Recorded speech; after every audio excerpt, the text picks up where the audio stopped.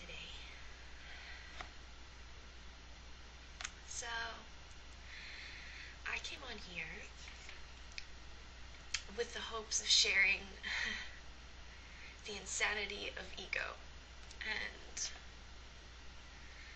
funny enough, my own ego jumps on my own back. And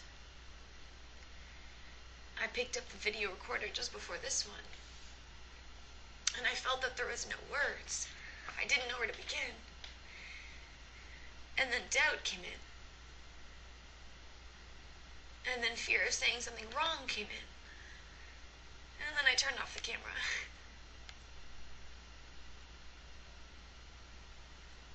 And then I started projecting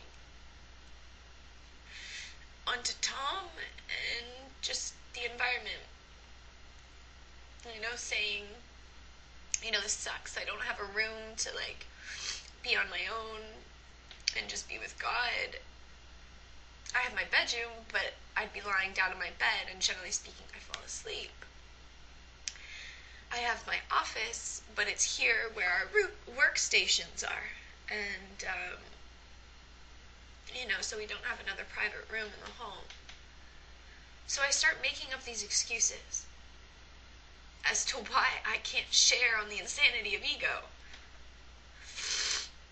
And then at the same time, I'm realizing, oh my God, it's my own ego that's standing in my own way of sharing the insanity of ego because it doesn't want to be exposed. But I know that I thoroughly understand the insanity of ego because I've seen it in myself, I've seen it in the world, and at the same time I've seen what ego is not. And therefore, I have been shown, that this ego is not real, but it is a mechanism of mind that we have used to experience what it would be like to potentially be separate from God and each other. And I know I've said this many times before, so now I hope to go into it deeply. I believe that these tears are coming as a form of release, not of anything other than that, and so I let it flow because this is what happens, right? It's another recognition. It's another seeing, geez, ego really is insane, and people really need to see this, okay? So people have come to me these days saying they're trying to make friends with their ego. They love being a human, they love being a body, and so their ego is needed, and, the ego is needed in this world, otherwise we wouldn't be in this world, and, whatever defenses it is that they say to justify their own ego, it really does not matter, but it has inspired this video because people need to know the truth. People need to know the truth. And until we rise up out of ego and we join the mind that is one with God, it is very difficult to see the insanity of ego because we believe ourselves to be it, right? And therefore we feel this sense of a loss of identity, a loss of self, a loss of what it is that we want or desire when we think about the idea of letting go of ego, and that's frightening for people. But of course it's frightening. Ego is the fear mechanism of mind, right? And then so that's how it holds us captive, is with this fear. So anyways, this mind of ego has been a means for this world and all of the human people in it to get the results of their thinking.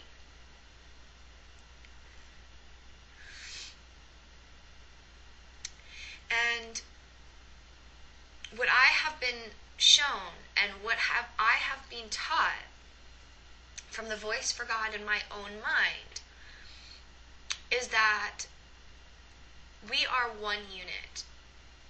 We are, all of us around the world, all of these what looks to be humans,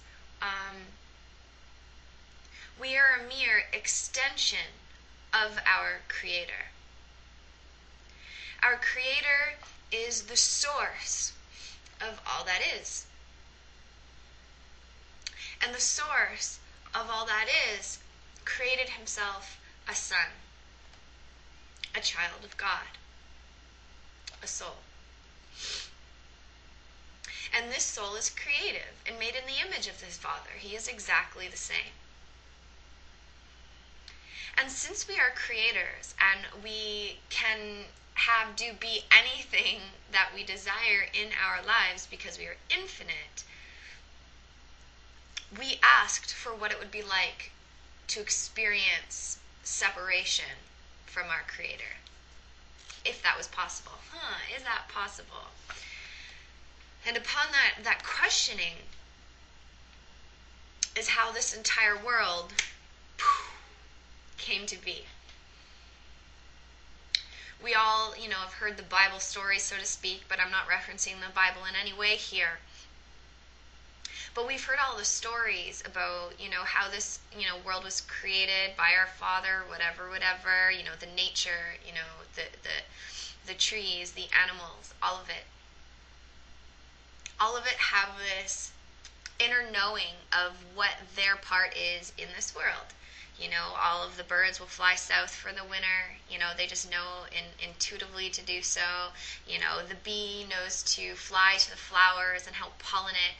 The flower will blossom, but it never questions how it's going to get, its nutrients or anything like that. It just happens, and the bee comes, pollinates it, and leaves, right? And so there's this rhythmic flow to the universe that happens beyond our thought of it. Right? Like, when it's really, really dry, it'll rain. When it gets really, really cold, it'll snow. Like nature, this earth, right? And if we think about it in its larger context, right? Like this is a ball of energy that is spinning through space at like lightning speeds, and yet we are still here in my home, and it looks like everything's still, and that this is, what reality is. But the only reason, this world and this home and these things and this body appears to be reality is because we have been given a tool such as ego mind, and ego mind projects, right? So the only way that we have been able to come here collectively on this place called Earth was because of us as souls choosing to have this experience.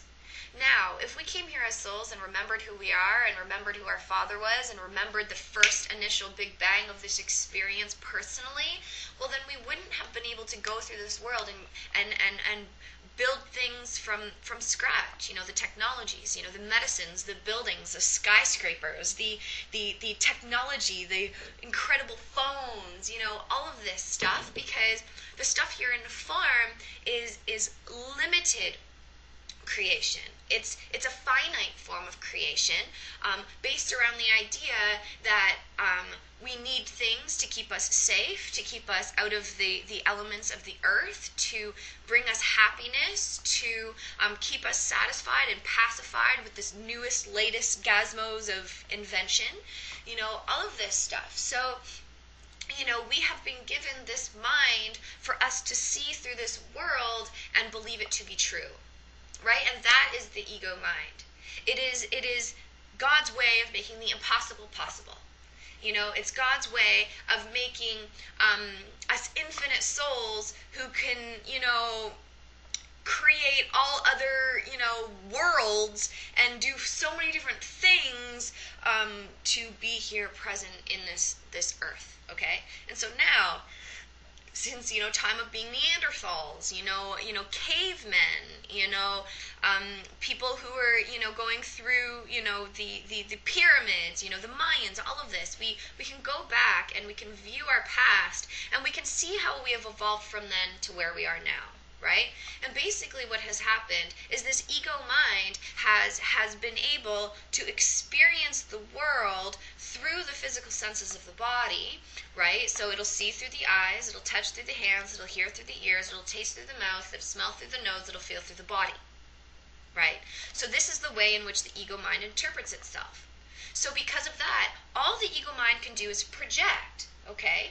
But we as souls are an extension from God. So we are here as an extension from God, and that's how we can animate this body and actually give this body life, because this life is the essence of God. It's the essence of our Creator.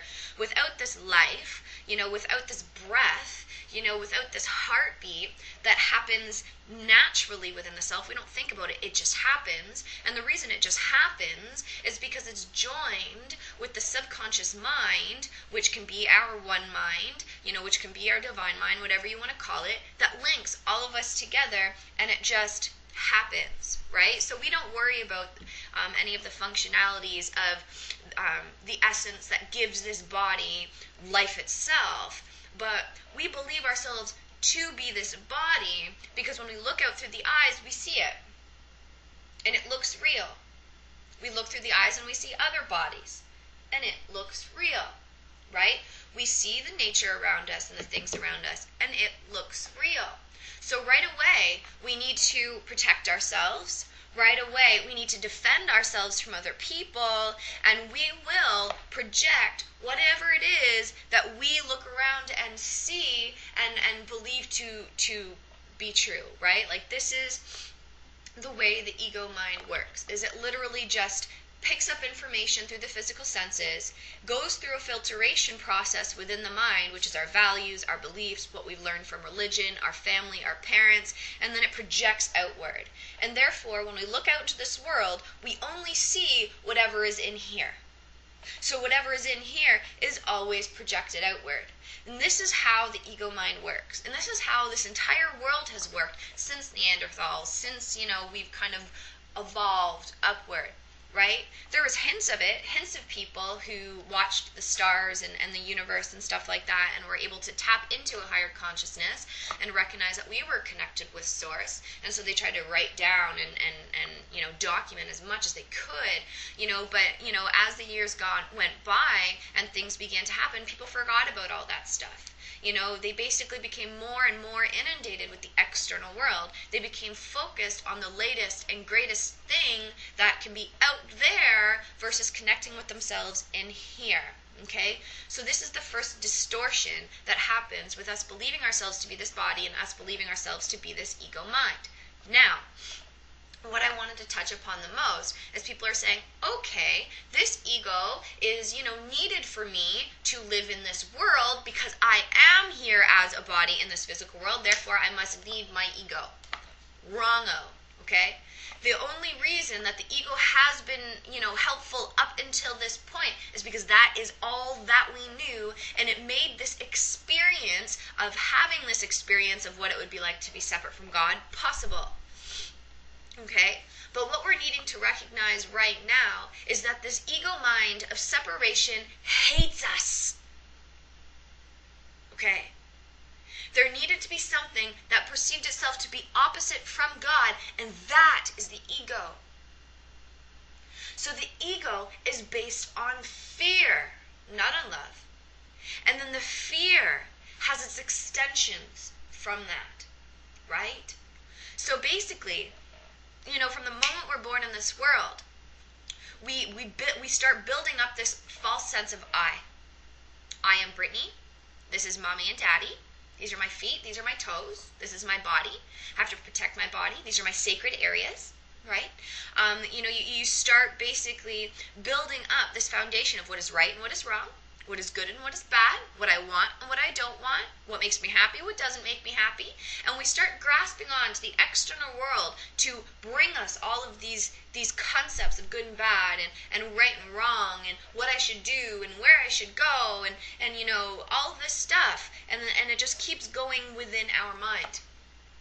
And so as we keep going throughout our life, this false sense of I, which identifies itself with the body, will try and do anything it can to make us self, the I, as big as it possibly can or as small as it possibly can. So either this ego is going to inflate, right? And it's going to think that it's the greatest, darndest thing in the whole world, or at least has to make itself out to look like one. So it will take on these characteristics and these roles. Okay, I'm the funny guy. Okay, I do this as a profession and it defines who I am, right? Oh, I am the dancer, right? Oh, I am the beautiful one. Oh, I am the ugly one. Oh, I am the one who gets shunned the most. Whatever it may be, right? We build up this character of who we think we are based on these things that we do in the world, right? And so no matter what, this ego will keep us identifying with these things, these roles, these titles, these jobs, these relationship statuses as being who we are. And so no matter what, this ego will keep us attached to those things by making us believe that those things are us, and thus it becomes difficult to let them go because we believe that we're losing a sense of self, right? And to go along with this also is ego, I just said this before, but ego hates us. Ego wants us to feel either big or small. It wants us to feel unworthy and not good enough, and it wants us to doubt ourselves, and it hates what it looks like, it hates how it feels. You know, there always has to be something that it needs to do first before it can actually get to the goal that it really wants. It has obstacles like money in the way. It has obstacles like people and what they think about us in the way. The ego, wants us to feel as guilty as possible, and so it'll attach itself to addictions and overeating and anger, and it'll keep us attached to jealousy and all these extensions of the fearful thought process of mind. And so we all go out in there into the world, and we see that everybody else around us doubts themselves and feels themselves to be unworthy and has problems in their life and has these physical ailments that they're trying to deal with. And so that's just the way that it is, people say. That's just the way that it is.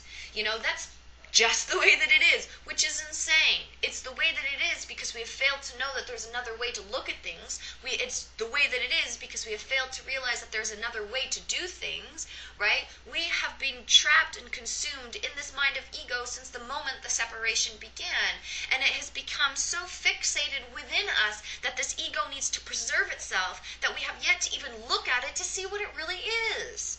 Right? And really all that it is a complete illusion of what is trying to believe itself to be separate from God. It is an illusion of mind, because in all reality there is no opposite to God. There is no opposite to love. But we needed a device here in this world for us to experience the possibility of being separate, so the ego is the mind that makes that possible.